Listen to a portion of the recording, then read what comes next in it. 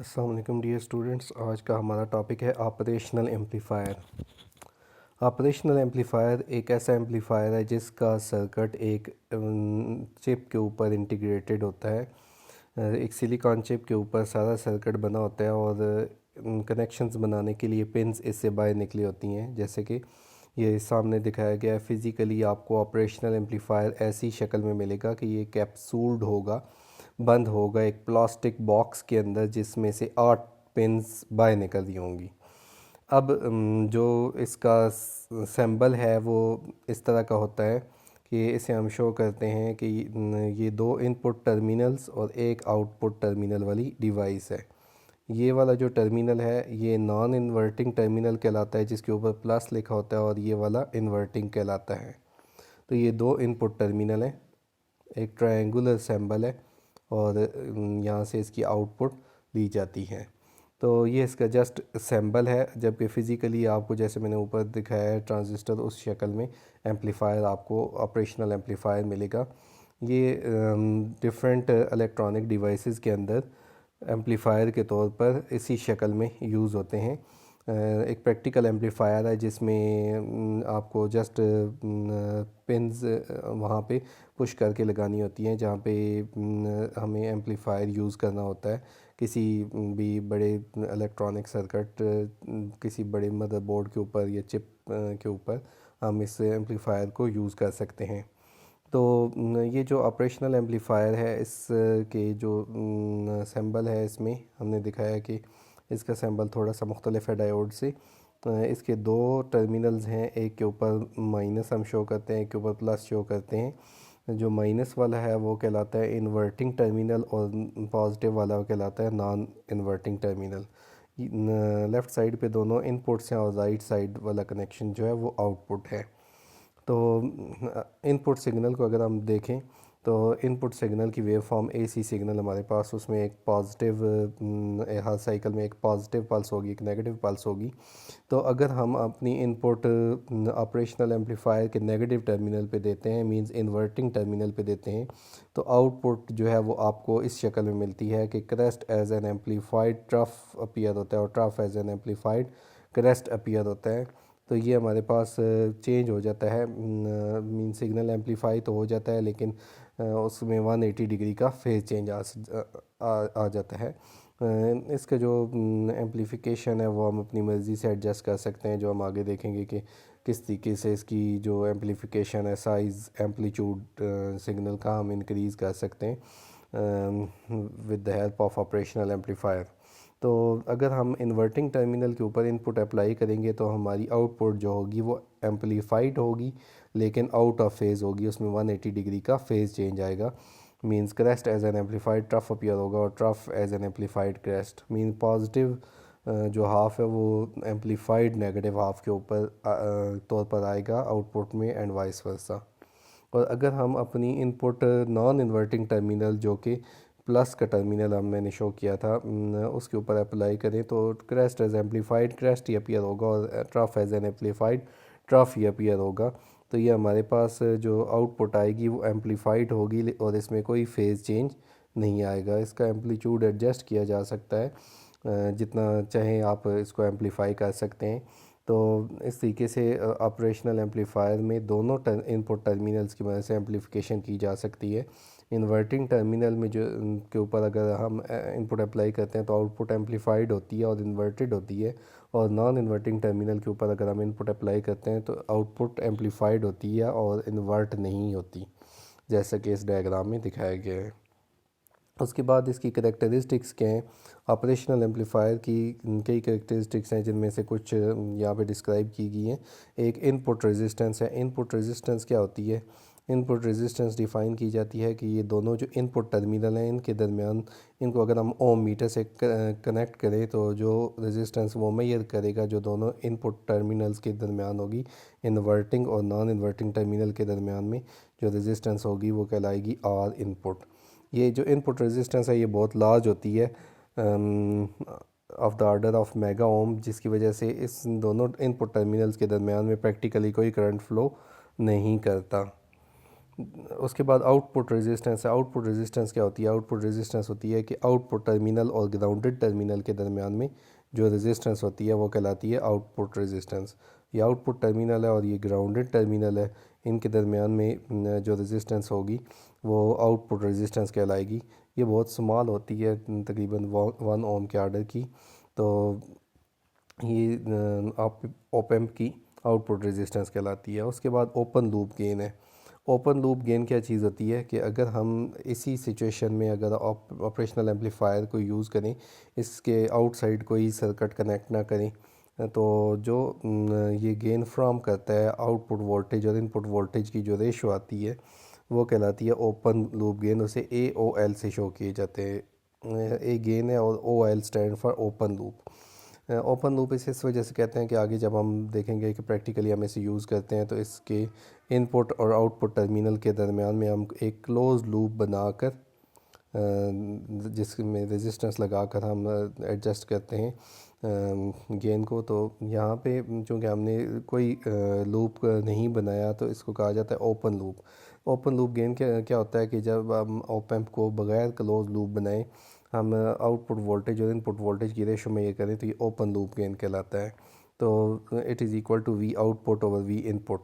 Output voltage और input voltage, जो input voltage है चूँकि वो इन्वर्टिंग और नॉन इन्वर्टिंग दोनों पे अप्लाई किया जा सकता है और वो दोनों आउट ऑफ फेज़ होते हैं, तो नेट इनपुट वोल्टेज होगा V plus minus V minus.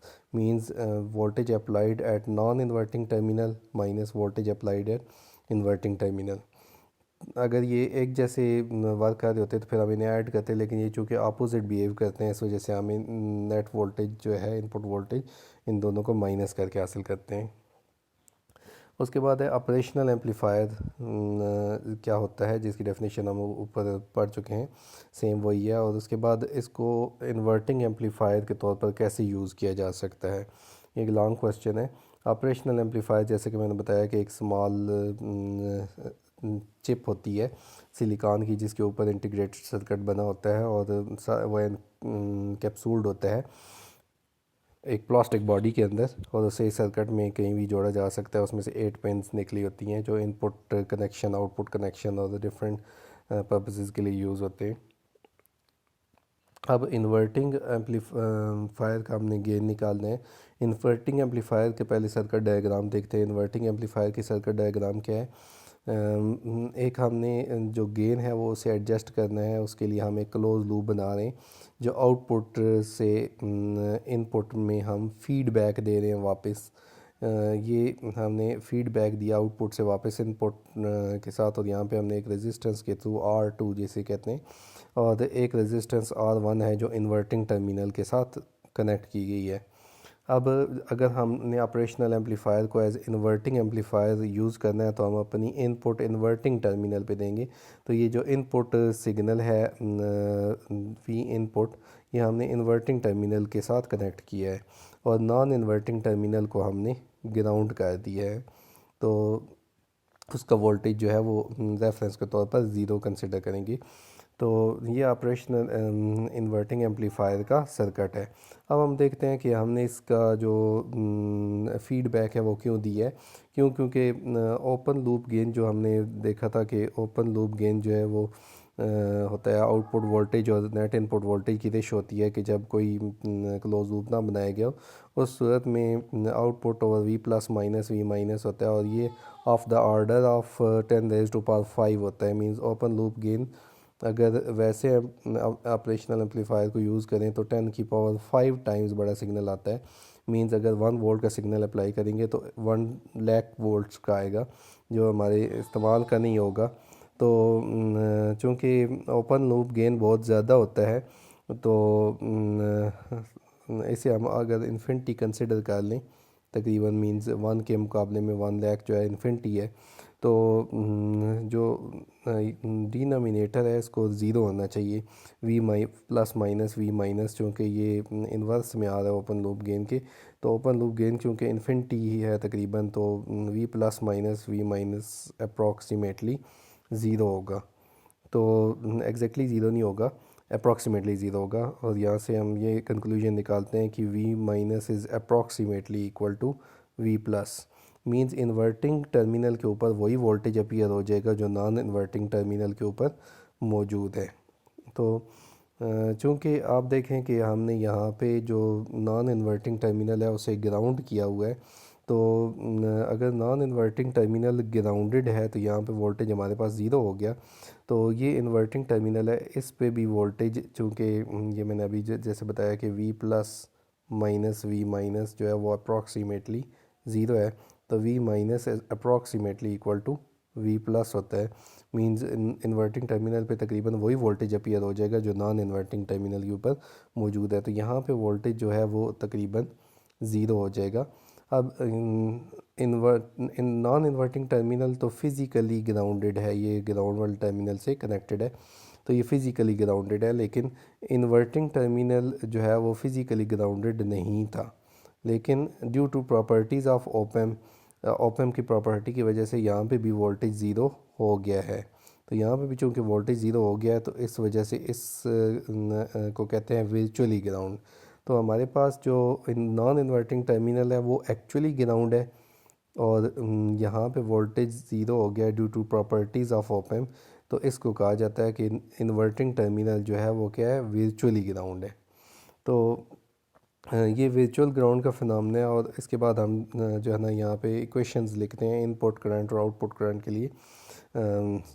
तो इनपुट करंट यहाँ से आप देखें तो जा रहा है हमारे पास एसी सोर्स से एम्पलीफायर के अंदर। अब इसका 0.01 टाइम्स जो है सिर्फ अंदर जाता है और एम्पलीफाई होता है, और बाकी तकरीबन सारा करंट जो है वो आउटसाइड इस क्लोज लूप में से आउटपुट में पहुंच जाता है। तो I1 का 99% I2 के तौर पर outside the operational amplifier flow करता है, और सिर्फ उसका 1% जो है तकरीबन वो अंदर जाता है और एम्पलीफाई होकर फिर इसमें ऐड हो जाता है। ये हमने इस वजह से किया है कि पहले हमारे पास एक के मुकाबले में अगर 1 लाख गुना बड़ा सिग्नल आ रहा था तो उसको हमने कम किया है कि हमने सिर्फ इनपुट सिग्नल का एक फ्रैक्शन जो है वो हम एम्पलीफाई कर रहे हैं और बाकी उसमें वैसे ही ऐड कर रहे हैं। तो इस तरह हमारा गेन जो होगा वो कंट्रोल हो जाएगा। तो यहाँ पे हमारे पास जो I1 है वही जो है I2 के तौर पर तकरीबन 99% वो I2 के तौर पर फ़्लो होगा। तो हम ये इक्वेशन लिख सकते हैं कि I1 is approximately equal to I2। अब I1 जो है उसको ओम लॉ से लिख सकते हैं कि रेजिस्टेंस R1 के across potential difference divided by R1 ohm law से, और I2 रेजिस्टेंस R2 के across potential difference divided by R2। अब पोटेंशियल डिफरेंस R1 के अक्रॉस अगर आप देखें तो R1 के अक्रॉस जो पोटेंशियल डिफरेंस है वो है इस एंड पे इसका पोटेंशियल है वी इन, और जो यहाँ से हमारे पास इस सोर्स से आ रहा है और इधर वोल्टेज है ज़ीरो, तो पोटेंशियल डिफरेंस आ गया वी इन माइनस ज़ीरो। जबकि R2 के क्रॉस पोटेंशियल डिफरेंस इधर ज़ीरो है, और यहाँ पे इस एंड पे जो पोटेंशियल डिफरेंस है वो वी आउट है जो आउटपुट में अपीयर हो रहा है। तो हम इसको पोटेंशियल डिफरेंस की जगह पुट करते हैं तो I1 आ जाएगा हमारे पास, I1 के R1 के cross potential difference delta V1 आ जाएगा वी इन माइनस ज़ीरो, क्योंकि इन्वर्टिंग टर्मिनल पे वोल्टेज ज़ीरो है, और इसी तरह R2 के क्रॉस जो पोटेंशियल डिफरेंस है वो ज़ीरो माइनस वी आउट, क्योंकि जो है ना इन्वर्टिंग टर्मिनल पे वोल्टेज ज़ीरो है। तो यहाँ से अगर हम जो है इसको इक्वेशन को शफल करके टर्म्स को अब वी आउट और वी इन निकालें जो वोल्टेज आउटपुट वोल्टेज और इनपुट वोल्टेज की रेशो है, तो ये हमारे पास बनती है -R2 डिवाइडेड बाई R1। इसे कहा जाता है कि ये इन्वर्टिंग टर्मिनल इन्वर्टिंग एम्पलीफायर का गेन है। इन्वर्टिंग एम्पलीफायर का गेन किन बातों पर डिपेंड कर रहा है, सिर्फ R2 और R1 रेजिस्टेंस की वैल्यूज़ के ऊपर डिपेंड कर रहा है और किसी चीज़ के ऊपर डिपेंड नहीं कर रहा। और ये जो नेगेटिव साइन है ये इंडिकेट कर रहा है कि ये इन्वर्टिंग एम्पलीफायर है, मींस इसकी जो आउटपुट होगी वो इनपुट से 180 डिग्री आउट ऑफ फेज़ होगी। तो ये हमारे पास इन्वर्टिंग एम्पलीफायर था कि ऑपरेशनल एम्पलीफायर को हम as an inverting amplifier use कर सकते हैं। तो इसी तरह जो है ना हम देखेंगे कि ऑपरेशनल एम्पलीफायर को हम एज नॉन इन्वर्टिंग एम्पलीफायर भी यूज़ कर सकते हैं, जो नेक्स्ट लेक्चर में हम स्टडी करेंगे। तो आज का टॉपिक हम यहाँ पे एंड करते हैं। इस आज के टॉपिक में हमने ऑपरेशनल एम्पलीफायर के बारे में पढ़ा है और उसको कैसे as an inverting amplifier use करके कंट्रोल्ड गेन हासिल किया जा सकता है, ये हमने पढ़ा है। ओके, अल्लाह हाफिज़।